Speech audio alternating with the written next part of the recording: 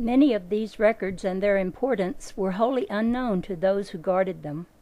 It was through legend and song that we were attracted to them, although with the exception of these tablets, they proved to be copies. These copies were carefully done, and they pointed the way to the originals later on. We were so completely engrossed in this work that we were unaware our friends in chief had extended their stay. This we thought very little of, as unforeseen conditions can arise in this remote country to cause delays beyond our control. During this time the inhabitants had, in a measure, become accustomed to us, and we had adjusted ourselves to their ways and means. Curiosity had given way to friendliness on both sides, and we were going about freely. The morning of the 12th day, as we were preparing to go to the monastery, we heard a commotion outside, and stepping out to investigate, we found that our friends had returned. Their trip had been successful, and such a place as Shambhala did exist. We were told that much of the beauty and grandeur of its art and culture were still preserved in its original beauty, and that its magnificence was beyond comparison. Next chapter. At noon of the next day, word was sent that the great Dalai Lama would receive us at the palace. The high priest came to our lodge that evening to instruct us in regard to the ceremonies. He was overjoyed that the audience had been granted without the usual delays. He told us that this privilege had been granted immediately upon the arrival of a messenger from Shambhala, who had informed His Highness of the visit that had just been completed.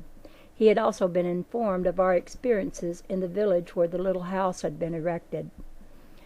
We were anxious to make as good an impression as possible, as we were asking for concessions to carry on our work in the whole country. We were also told that the Bogoda Lama, our governor of the province, would arrive before noon, and had sent word by messenger that he would assist us all he could. It was quite evident that the next day would be an eventful one for our little party. We were up early and out with the reception party to meet the governor. He was very much pleased at this gesture, and invited us to return with him as his guest. We accepted the invitation, and when we arrived with the governor, we were escorted to the guest chambers of the palace. From there we went directly to the place where the first ceremonies were to be conducted, preparatory to our being received at the palace. When we arrived, 3 lamas sat enthroned on high carpeted chairs, while others of lesser rank sat in the posture of samadhi upon the floor. 2 lamas in red plaited cloaks stood on high stools and led the incantations. Our friend, the high priest or abbot, sat on a throne shaded by a ceremonial umbrella, awaiting the governor. The great courtyard in the Lamasery Yamen was most beautifully decorated for the occasion. The decorations represented scenes that took place in 1417. In these scenes, Toscan Kappa appeared on the stone altar of his monastery. After addressing the multitude of the greatness of man's accomplishments, he became transfigured and disappeared with his body. He then returned and founded the Yellow Order of Reformed Established Church of Tibet, of which Lhasa is the central hub. In a few moments the governor entered with his escort and advanced directly to the throne from which the abbot had descended. They stood together to receive and conduct us to the audience chamber of the Dalai Lama. The great hall was decorated with gorgeous silk applique tapestries and yellow lacquered furniture. Led by our escort, we knelt before His Highness for a moment, then arose and were conducted to seats. The abbot, acting as spokesman, stated the object of our visit.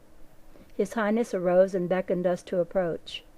An assistant conducted us to our respective places before the throne. The abbot and the high priest took their place at each end of the line, His Highness then descending from the throne and standing before us. He received a scepter from the hands of one of the attendants, and walking before us, touched each one lightly on the forehead with the wand. With the high priest acting as interpreter, he bade us welcome to Tibet, saying he was honored that we were his guest while in the city, and that we should consider ourselves the honored guest of his country and people as long as we might remain, and at any time when we should return to the country. We asked many questions and were told that we should have his answer the next day.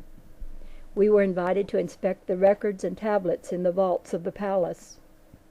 He called an attendant and gave several orders which were not translated for us, but we were informed that we were to have the liberty of the palace without restraint. His Highness gave us his blessing, and after a hearty handshake all around, we were conducted to our quarters, accompanied by the abbot and the high priest. They asked if they might come in, as they had many things to talk over. The priest began by saying, "We have had many remarkable things happen to us since you were here with us in the little village. We have been looking over some of the tablets that are in our monastery, and find they all refer to the older civilization that inhabited the Gobi. It is our thought that all civilizations and religious belief came from one source, and while we do not know the origin or date of the records, we are well satisfied that they are the thoughts of a people which lived many thousands of years ago. We have here a short synopsis of a translation that was made for us by a wandering lama of the Kashu Abu, and with your permission, I will read it. We are fully aware of the fact that our religious thoughts of today originated about 5,000 years ago, that they are only an admixture, so to speak, of the thoughts and beliefs of men who lived at that time. Some are myths, others are legends, and some are purely inspirational in character, yet none of them point to the highest possible attainment outlines of the Christ of God being a part of the individual attainment, and the possibilities of attaining that goal through living a life that presents that ideal. How has it been possible for us to have escaped these things when they have been so long in our midst? I can readily see how that Buddha and all of the great and illumined ones taught thus, but how have we escaped the true import of their teachings for so long, living so near to them?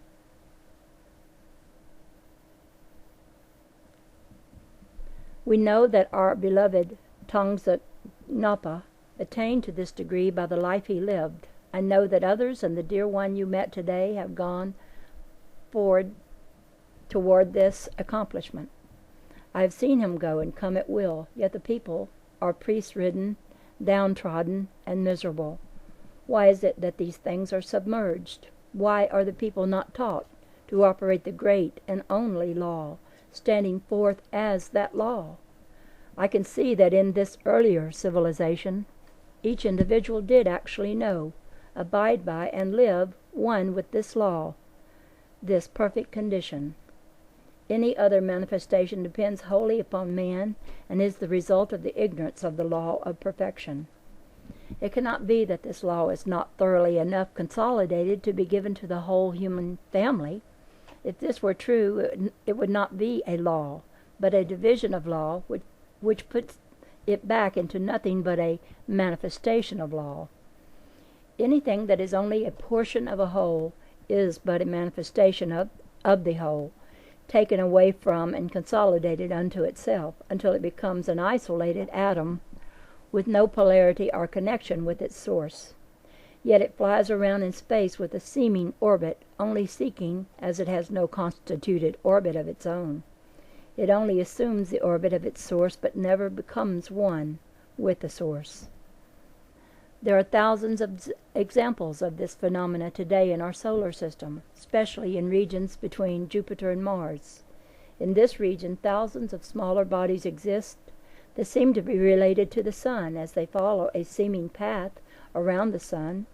They are only following the orbit of their parent Jupiter because of its attraction for them, and their lack of polarity to the sun, their real source.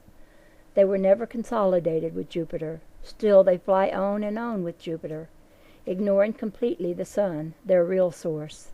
This we know conclusively is because of the lack of central polarization within themselves to the sun, their true source. Is Jupiter at fault in this case? Is the sun, the true parent, at fault? Or is it each tiny atom at fault? Is it not the same with humanity? Is the Father at fault? Is the fault with those who have the greater understanding?